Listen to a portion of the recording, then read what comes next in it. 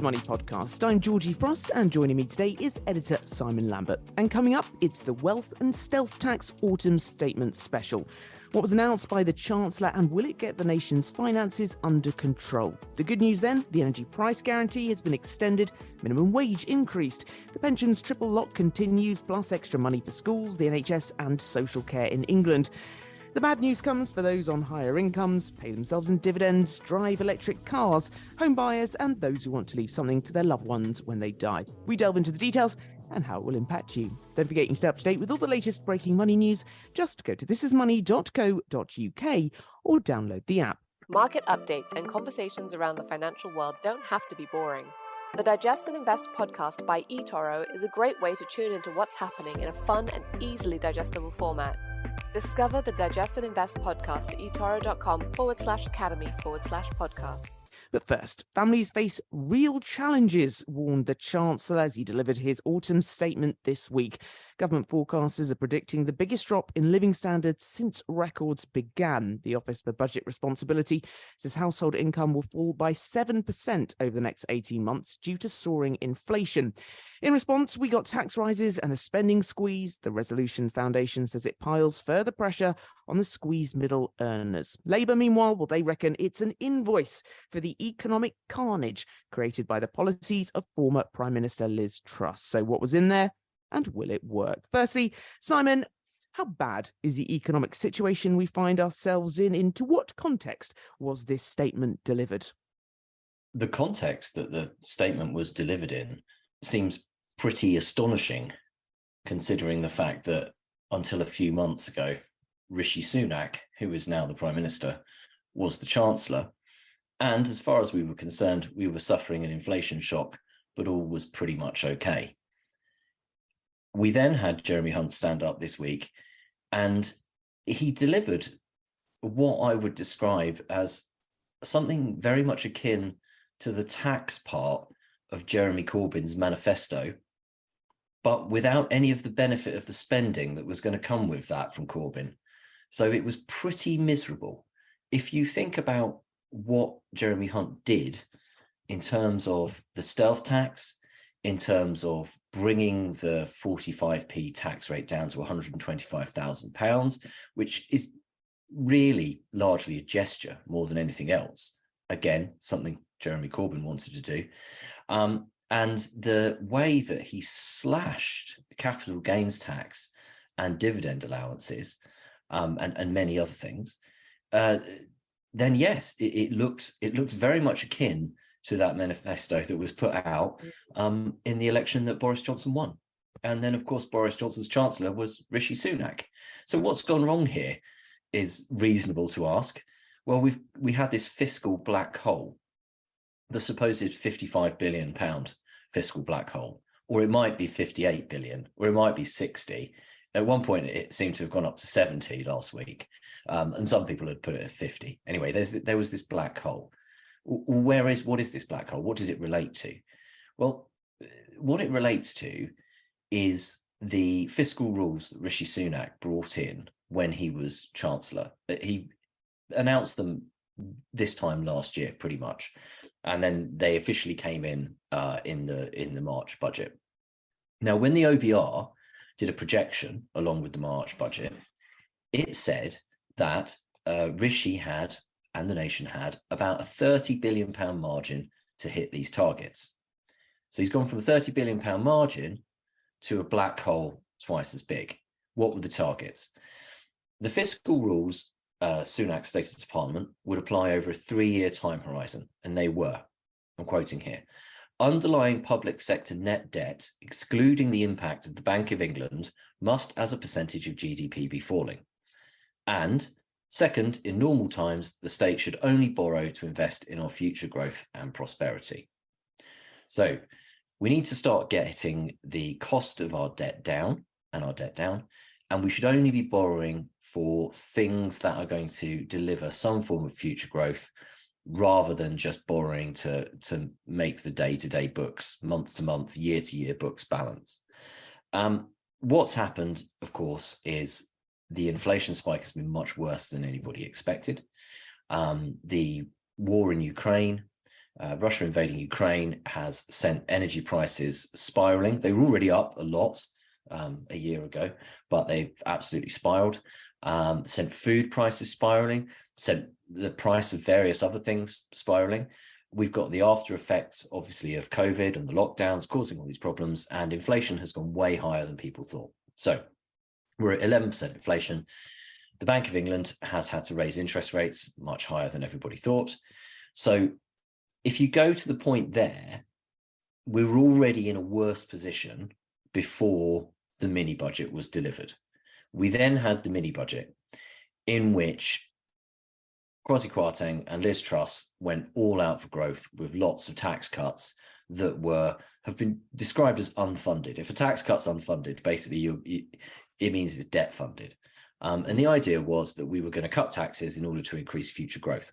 Now, there was a couple of problems with that. One, it didn't come with an OBR forecast and the usual OBR document. Two, it was felt like it went far too far in one go and they lacked credibility.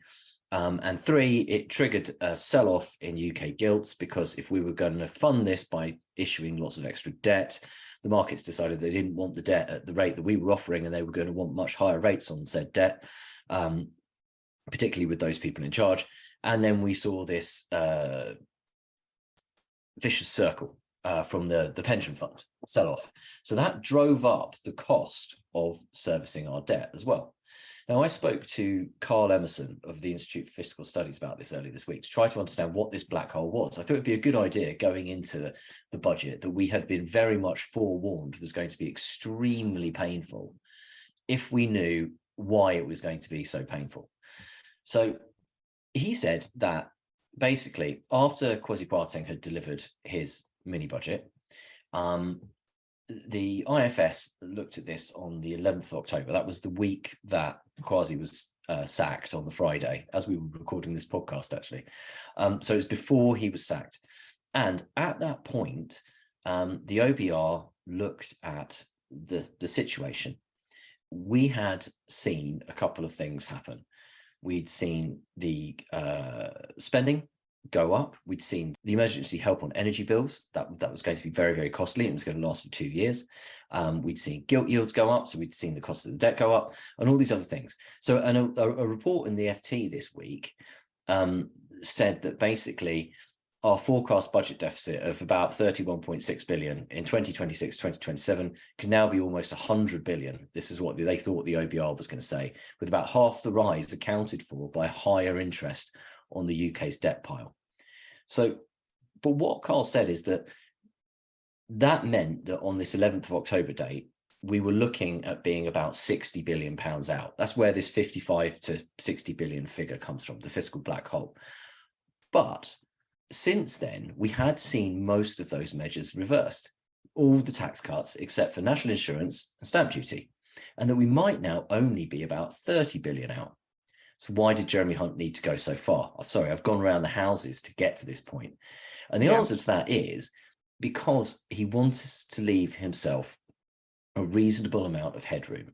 The forecasts could be overly pessimistic, but the forecasts could also be overly optimistic. So having said that he is going to meet his new fiscal rules, which basically were the same as the old ones, but pushed it 2 years further on to make it even easier to try to hit it. Because even with all of this, he wouldn't have hit Rishi's.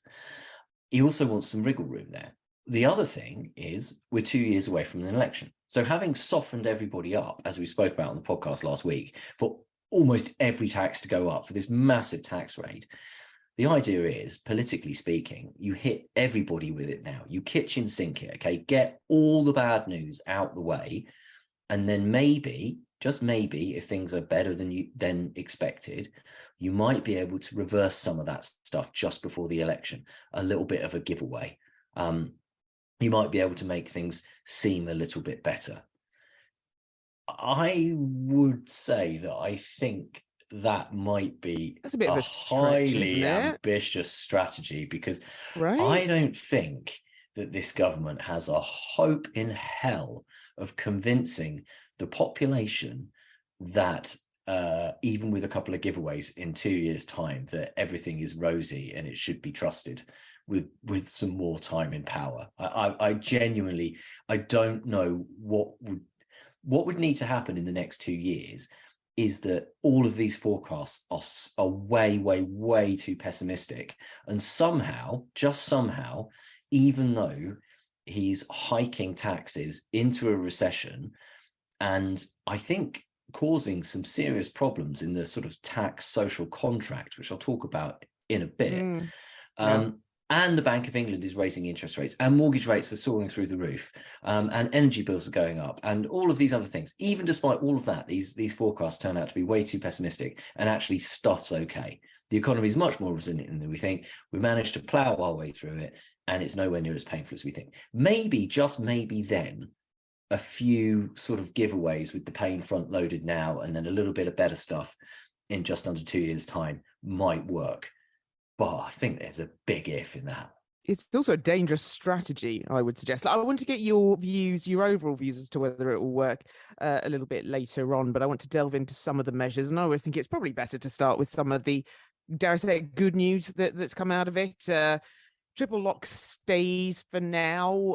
Benefits will rise with inflation. We got that news as well. There was some more support for households. The extension of the energy price guarantee, though, at 3,000, not 2,500 for 12 months. Minimum wage to rise. I don't know if it's good news, but windfall tax on oil and gas firms will increase until 2028. Delve into some of those for me, will you, Simon? What sticks out for you?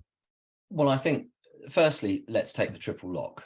There'd been an awful lot of debate as to whether the government was going to stick by its promise with the triple lock. The triple lock raises the state pension by the greater of three things: inflation, average wage growth, or 2.5%. Inflation is running so hot in the measurement month of September, it's 10.1%, that the other two were well and truly eclipsed. So was the government going to deliver the triple lock, especially after welshing on it last year? First, there was lots of rumours. Then Liz Truss said they were definitely sticking by it. Then she was gone. Then Jeremy Hunt was there. Then he was going to cut everything. Were they going to stick by it? He stood up and he said he was going to stick by it. Now, this means that pensions are going up by inflation. Most people's wages aren't going up by inflation. So there is definitely a bit of an issue here between workers and pensioners. But if you take workers, they have the ability to earn more money, build their wealth. I mean, it's hard to earn more money. But they are at a stage in life generally That's where the theory, there is the opportunity there. For pensioners, there's less of the opportunity. If you're a poor pensioner, it's very likely that you are far more reliant on your state pension than if you are a wealthy pensioner. It's not that much money. This rise took the full state pension, the new state pension, to £10,600. That is not a lot of money to be living on every year. So, that's why those people need it. There is the issue where obviously this means that wealthy pensioners are getting 10.1% as well. But, woe betide the person in their 30s and 40s who suggests that the pension rises should be means tested, because do you know what that means, don't you? That means by the time you get a pension, there'll be means testing the pension itself and you won't get one. So you've got to just look at this and go, well, look, they welshed on it last year. They've done the right thing this year, and that will compound up over the years and should hopefully mean that you get more state pension in the years to come. Does mean that workers whose wages aren't going up by inflation are supporting pensioners who are getting their pensions going up by inflation. Benefits also gone up by inflation as well. Again, probably the right thing to do, because people who are living on benefits really don't have much money. There is the problem where you then get this middle ground, people who are just outside the benefit threshold and are really, really, really struggling, and they're not really getting the help, and actually they're now paying more tax as well. So there is an issue there. We got help on energy bills. I think the help on the energy bills was better than we thought it was going to be. There was a deep concern that when Hunt said, right, you're not getting 2 years at £2,500 for the average household of an energy price cap, you're only getting till April, and then it's going to be targeted. We all thought targeted means you ain't getting any help, sunshine. Yeah. So capping it at £3,000 is another £500 on the average household's energy bill. And whilst there has been criticism that this subsidises wealthier households because they use more energy, it does in theory, but actually those wealthier households are paying much bigger energy bills as well. And it's not true to say that people are being supported to heat their swimming pools and things like that, because heating their swimming pool is costing them a small fortune. Yes, they are paying less than they would potentially pay to heat said swimming pool if the market was just allowed to run amok with energy prices, but they'd still be paying way more than other people if they wanted to heat their swimming pool. So I don't know. I think they had to do something, because the shock in energy bills is so great to people, and it's sucking such a large amount of money out of people's pockets every month, that maybe they had to do something to help. And I think that the idea of doing this for a year from April is that hopefully, actually, maybe sometime after April, energy prices might manage to come down below this energy price guarantee price cap level. And all of a sudden, the government doesn't have to keep stepping in on this. And you have to remember that sky high energy bills are not the result of normal people's behavior. It's not their fault that energy bills are so high. It is the fault of the catastrophic mismanagement of our energy system by the government over many years. The fact that we are producing more clean energy, yet paying dirty energy prices for it, and because Russia invaded Ukraine. Now, the average man or woman on the street is not responsible for any of those things. And they're told that they need to support Ukraine in the war against Russia. And they're told that somebody's going to do something about this clean energy pricing, but we're paying for dirty energy pricing, but we need clean energy because, you know, we've got to help the environment. And the government's holding its hands up and going, hey, it's not our fault that, like, we didn't plan ahead for any form of energy security. So I actually, you know, think people do deserve a little bit of help on this one. Yeah. Well, yes, that was the good news. Now, for the bad news, Simon, you predicted as much last week when we did the podcast, the stealth and wealth statement. I mean, let's start with the tax thresholds. You went into quite a lot of detail last week, but they will be frozen until April 2028. Just briefly explain why that will mean millions more will pay tax. Right. Inheritance tax, income tax. Talk to us. Stealth tax doesn't sound as bad, often much worse than a tax hike. In fact, actually, the effect of, sorry, just to get on my own hobby horse here, right? Okay, they've lowered the 45p rate of tax from kicking in at £150,000 to kicking in at 125,140.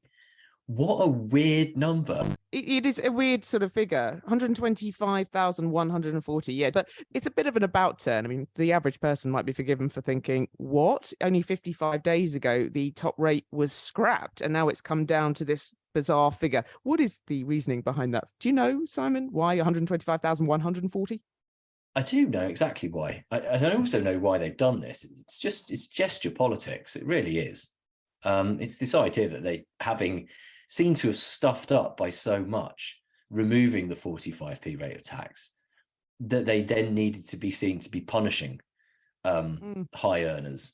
And so they've lowered it. So the broad shoulders idea. But it was a misnomer in the first place. Markets didn't have an issue with Kwasi Kwarteng's budget because he removed the 45p rate of tax. That wasn't the problem. That doesn't actually make that much difference. It's about £2 billion. And we were talking a much bigger number than that. It was tin-eared and it was daft because he managed to overshadow his own income tax cut for everyone to 19p. I mean, that behavior in itself just must have made people go, I don't know if this guy should be in charge of the nation's finances because this is just silly, right? But it was not that much money. And even lowering it to £125,000 isn't going to pull in that much money either. It's just a gesture. But they've dropped it to 125,140 because that is the point at which people stop getting their personal allowance taken off them. So the personal allowance is £12,500, £12,570. And if someone earns above £100,000, for every extra £1 that they earn, they have 50p of their personal allowance taken off them until at £125,140, it is all gone. The effect of that is that their marginal tax rate is increased by 50%, by half, right? So instead of paying 40% tax on the next pound that they earn, they pay 60% tax. So Britain's tax rates actually go 20, 40, 60, 45 now, which I suppose is slightly more sensible than they used to be, 20, 40, 60, 40, 45.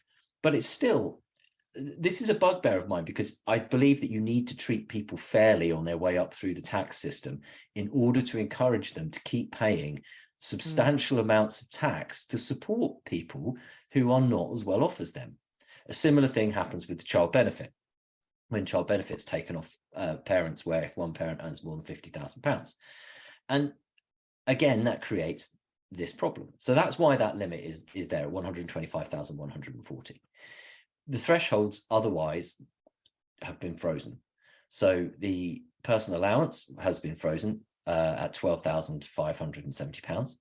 The higher rate tax threshold has been frozen at £50,270. It was frozen anyway, 2026. They've just extended it to 2028, right? Yep, they were frozen until 2026, which was already an unpopular, stealthy move, and they have now been frozen until 2028. But an extra 2 years doesn't sound that bad, but when you look at the compounding effect of people's wages hopefully going up over those periods, it does drag an awful lot more people into the tax. And as an example of why this costs people so much money, I mean, firstly, you're dragging low earners into paying tax, which is the wrong thing to do. I think one of the best things that the Conservative government since Cameron has done, and this was largely under Cameron and Osborne, is really, really push up that personal allowance, the level at which you start to pay tax. And that's risen by more than inflation.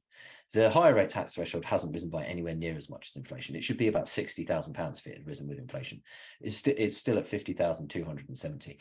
And the effect of that is that if you get an average pay rise, which at the moment is 5%, and you're right on the cusp of that, then your pay rise is worth about £2,500. If the higher rate tax threshold moves up in line with wages, right, which at the most basic level, you'd hope it would move up with wages, right? So people are actually genuinely getting a real increase, or even inflation. But let's say it moves up with wages for simplicity's sake, then your full pay rise still gets taxed at 20%. So you only pay £500 worth of tax on your pay rise. If it's frozen, as it is now, then you pay £1,000 worth of tax on your pay rise. And that's quite a big difference. It's twice as much tax, in fact. That's how the maths works. And so once you do that and you keep that in place for years after years after years, the effect compounds and compounds and compounds. And we have a tax system that is littered with thresholds that should have gone up over the years and haven't gone up over the years. And stealth tax doesn't sound as bad, can be just as bad, and comes under quite a lot of fire from very sensible commentators like the Institute for Fiscal Studies, which just says this is just the wrong and dishonest way to do things. Yeah, but done it they have. You mentioned it earlier, tax-free allowances for dividend and capital gains tax also due to be cut next year and in 2024. So cuts, Simon, what's going on here? Wow, I mean, kabam is all I can say on these two. There had been an expectation that capital gains tax might be equalized with income tax levels. So you could have seen people paying capital gains tax at 40p or 45p. So, you know, that, whereas currently, if it's on shares or investments, it's 18p, and if it's on property, it's 28p. But you have a capital gains tax-free allowance, which is £12,300. And the idea behind this is that if you're making a capital gain, you have taken some form of risk, be it investment risk, be it entrepreneurial risk, even the risk of being a buy-to-let landlord. And, you know, we do need them, as we talked about a couple of weeks back, because people do need homes to rent. And when the capital gains tax rates were lowered, it was done with the sort of swap for this old system of taper relief, where the longer you held onto an asset, the lower you could get the rate to go. So it was a sort of an exchange. It's like you can just have this permanently low flat rate, but you lose your taper relief. But the capital gains tax allowance has gone up over the years, not by a huge amount, but it has gone up. But it's chopped from 12,300 to 6,000 and then all the way down to £3,000. I mean, that is astonishing. That would have merited a place in the Jeremy Corbyn manifesto. It would have been. Dividends as well. Again, dividend tax rates were increased. They used to be much lower. And as a SOP, people got a £5,000 tax-free dividend allowance. Now, this was done in order to try to crack down a bit on people paying themselves as directors through limited companies and getting their money at dividend rates rather than income tax rates. But the collateral damage of this was small investors. But at least this £5,000 limit protected them. But then that was cut to £2,000. And then it's now going to be cut to £1,000 and then £500. And both of these things really do hit small investors. They hammer small investors, in fact, because yes, if you've got your money in an ISA or a pension, it's protected from these two things. But there are plenty of people out there who have built up pots over the years, ordinary savers and investors who've built up pots over the years that aren't within an ISA, that aren't within a pension, and they rely on them for income in later years to supplement their pension, or they're using them to invest for their future. And they have been absolutely hammered by these measures. All right, some other bad news, I guess, then. Local councils in England will be able to hike council tax up to 5% a year without a local vote instead of 3% currently. That stamp duty cut we got in the mini budget, that will go in 2025. Spending on public services in England will rise more slowly than planned, some departments facing cuts after the next election. And the one I wanted to talk to you about, Simon, to get your views, electric cars, vans and motorcycles to pay road tax from April 2025. The eyebrows just raised there, Simon. What do you make of that? I mean, it was inevitable that this was going to happen at some point. We've got a road tax, vehicle excise duty system that currently has been zero rated for electric cars and has been for a while to try to encourage people to get electric cars. And actually there's other cars, very, very fuel efficient cars that were zero rated in the past as well, and some hybrids. But as more and more electric cars arrive on the roads, the government is going to start collecting less and less in VED, and it needs to fill that gap somehow. And you've also got to remember that, of course, the government isn't getting the same amount of tax on people charging electric cars as it is on people filling up with petrol. There's a huge tax saving there when you consider the amount that is fuel duty and VAT on petrol, whereas VAT on energy is lower.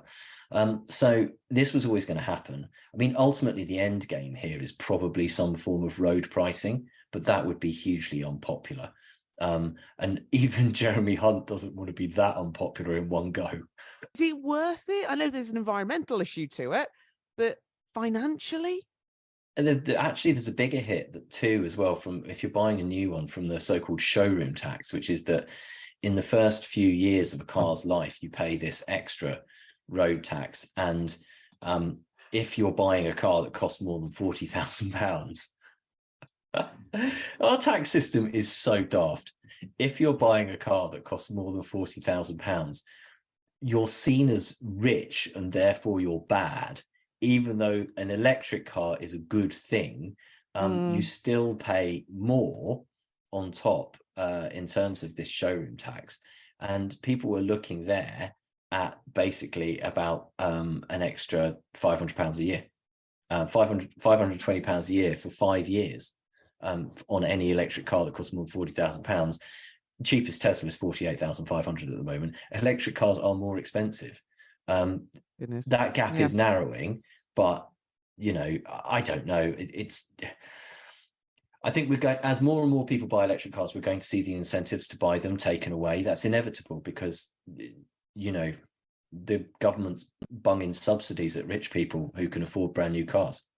All right, look, Simon, this is a brief tour of the autumn statement, and I want you to sum up, if you would. We've gone through the goodish news, the bad news, the Resolution Foundation, as I said at the start, saying this is going to pile further pressure on the squeezed middle earners. But overall, will the country win from this in these dark economic times that we're living in? Anybody who listens to this podcast will recognize the fact that I am an eternal optimist. I'm always trying to see the glass half full thing. I'm always trying to paint a picture where somehow things work out better than they actually are. I would say that the idea of making sure that we are balancing the books is a good one, right? We can't just keep spending more than we have coming in. We do need to have some very honest conversations around exactly what we can afford in this country and how much we need to pay in order to get it. However, I think that where Kwasi Kwarteng and Liz Truss swung way too far in one direction, Jeremy Hunt has swung way too far in the other. I cannot see a scenario where this kind of negative sentiment and tax hikes going into what has already been said is going to be a painful recession at the same time as people are seeing their household bills go up by hundreds of pounds a month, mortgages, food, energy bills. I can't see how this is a good idea and is not going to make the recession much worse. And Truss and Kwarteng were right. We do need growth. The best thing we can do is to get growth. The IFS said this today when they looked back at the last decade of the economy. It's like what's been missing is growth. I don't see how this is going to do anything other than hamper growth. And I don't see much in there to get growth going. I don't see the big conversations, the conversations around, right, so take, for example, the great idea of the Johnson government, levelling up. Okay. One of the greatest opportunities for levelling up that has been served up to us in the last couple of years was delivered by the shift to more online working from COVID. The realization that it's really important for people to be in an office together, right, and collaborating and creating and getting that buzz going, but they don't need to be there all the time. That maybe there's a pool of people, there's a pool of talent up north that could be employed by companies that are down south, and the fact that they're not moving to London doesn't matter. By all means, get them down to London every so often, get those people together, get the people from London up to the north. However you want to do this creatively, right? There was a real opportunity there to increase our productivity. And we've got a problem with productivity in this country. And what did we get instead? We got Jacob Rees-Mogg wandering around, leaving notes on people's desks, asking where they were. This is not seizing an opportunity when it's presented to you. This is looking at the opportunity and then slamming the door in its face. Now, things have changed since then. We've got a new prime minister. He's not elected, but, he is a new prime minister. Maybe we could have had some slightly different thinking. I don't see anything in Jeremy Hunt's mini budget yesterday about any of these new ideas for growth. And I was saying earlier about this social tax contract. All I see that's going on here, and bear in mind, right, I'm talking about this from a privileged position. I know lots of people in privileged positions. They've got good jobs. They earn decent money. But when you talk to those people, all they're complaining about is being taxed. You get a pay rise, gets taken away tax, all this kind of stuff. They're working really hard, they pay lots of tax, and they see public services going downhill. I mean, our public services are shocking in many ways. We've cut stuff, to the bone. We're delivering people quite a bad service on many things. And you need to convince those people who are further up the scale that they do need to be contributing tax because they're lucky, because they earn more, because, yes, it might feel like they're paying lots of tax, but look at all the money that they're keeping, and that they need to help support the less fortunate in society, and that the welfare state is there to help people so that they don't fall through the cracks and then pull them back up. And that actually there are people who are falling outside of those benefits and are really, really struggling.